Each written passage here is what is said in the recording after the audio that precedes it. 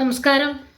June 27-ന് world വൈഡായിട്ട് release ചെയ്യുന്ന കണ്ണപ്പ എന്ന് പറയുന്ന സിനിമയുടെ ട്രെയിലർ വന്നിട്ടുണ്ട്. ഇതിൽ മലയാളത്തിൻ്റെ സ്വന്തം മോഹൻലാൽ അഭിനയിച്ചിട്ടുള്ളതാണ് മലയാളി പ്രേക്ഷകരെ ഈ ചിത്രത്തിലേക്ക് ആകർഷിക്കുന്ന പ്രധാന ഘടകം. ഈ ചിത്രത്തിൽ അക്ഷയ് കുമാർ, കാജൽ അഗർവാൾ, ലാലേട്ടൻ തുടങ്ങി ഒരുപാട് താരങ്ങൾ, പ്രഭാസ് തുടങ്ങി ഒരുപാട് താരങ്ങൾ വളരെ വ്യത്യസ്തകരമായൊരു തീം പറയുന്ന വിഷയം കൈകാര്യം ചെയ്തിട്ടുണ്ട്. നമ്മൾ കുറച്ച് കാലങ്ങൾക്ക് ശേഷമാണ് ഈ റിയലിസ്റ്റിക്കലി മഹാദേവനുമായിട്ട് കണക്ട് ചെയ്ത സിനിമ. അതായത് നമ്മൾ ദൈവം എന്ന് പറയുന്ന ഒരാൾ മുകളിലിരുന്ന് കേൾക്കുന്നു എപ്പോഴും പറയുമെങ്കിലും ആ ദൈവം കേൾക്കുന്നതായിട്ടും മീൻസ് ദൈവത്തിനെ ഒരു കല്ലാറ്റ് സങ്കല്പിക്കുന്നു, അല്ല ദൈവം കല്ലല്ല എന്നൊക്കെ പറഞ്ഞിരുന്നത്. അതുപോലെ തന്നെ മഹാദേവനെ വിളിക്കുന്നവരും മഹാദേവനെ വിളിക്കാത്തവരുമുണ്ട്. രണ്ട് വിശ്വാസങ്ങളുടെ വ്യത്യാസത്തിൽ രണ്ട് വിശ്വാസികളുണ്ട്. ചിലർ മഹാദേവനെ വിളിക്കുന്നു, ചിലർ മഹാവിഷ്ണുവിനെ വിളിക്കുന്നു.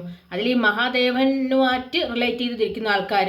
പിന്നെ കാട്, അതിൻ്റെ പശ്ചാത്തലം, ശിവനും പാർവതിയും പരസ്പരം സംസാരിക്കുന്ന രീതിയിലുള്ള ഒരു ഡയലോഗ്. ഇങ്ങനത്തെ ചിത്രങ്ങളൊക്കെ കുറേ കാലത്തിന് ശേഷമാണ് നമ്മൾ കാണുന്നത്. പിന്നെ കാട്, അതിൻ്റെ പശ്ചാത്തലങ്ങൾ, വേട്ടക്കാരന്മാർ, വേട്ട, നീ ഇത്രയും സമർത്ഥനാണോ, നിന്റെ ശിഷ്യൻ മിടുക്കനായപ്പോൾ പെരുവരൽ മുറിച്ച് വാങ്ങിയവനല്ലേ എന്നുള്ള ചോദ്യങ്ങളൊക്കെ ചോദിച്ചുകൊണ്ടാണ് ലാലേട്ടൻ്റെ ഇതിലോട്ടുള്ള എൻട്രി.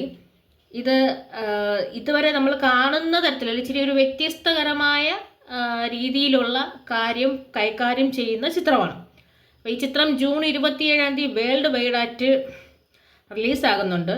ഇതിൻ്റെ ട്രെയിലർ റിലീസ് ഇവൻറ്റ് ഇപ്പോൾ കേരളത്തിൽ നടന്നു. അങ്ങനെ ആ ചിത്രമാണ് ഇനി ഈ മാസം വരാൻ പോകുന്ന ലാലേട്ടൻ്റെ ചിത്രം. ഈ വർഷം ബോക്സ് ഓഫീസിനെ തൂക്കിയടിച്ചുകൊണ്ട് 2 ചിത്രങ്ങൾ വന്നു, തുടരും, എമ്പുരാൻ. ഒരു ചിത്രം റിലീസ് ചെയ്തു, അതിനെക്കാട്ടിയും ഗംഭീരമായ സ്വീകരണം ചെയ്തു. പക്ഷെ അന്ന് കിട്ടിയതിനെക്കാട്ടിയും കൂടുതൽ ഗംഭീരമായ സ്വീകരണം കിട്ടി.